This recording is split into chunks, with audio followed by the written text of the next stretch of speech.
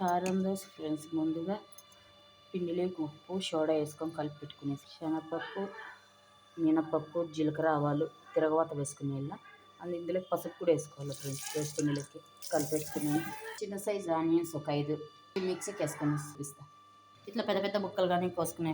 నా దగ్గర చాపర్ ఉంది, చాపర్లో వేసుకుంటుండ. మీకు తరుక్కునేటికంటే తరుక్కొని, మీ దగ్గర కూడా చాపర్ ఉంటే చాపర్లో వేసుకోండి.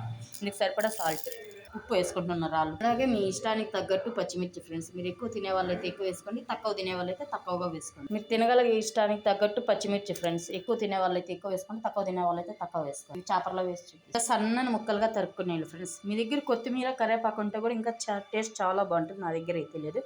అలాగే పల్లీలు కూడా వేయించుకుంటే టేస్ట్ ఇంకా బాగుంది. ఇప్పుడు ఇదంతా పిండిలోకి వేసుకుంటున్నాం. ఇలా పిండిలోకి వేసుకునేసి కలుపుకుందాం. ఇదంతా పిండిలోకి కలిసిపోయేలా కలుపుకుందాం.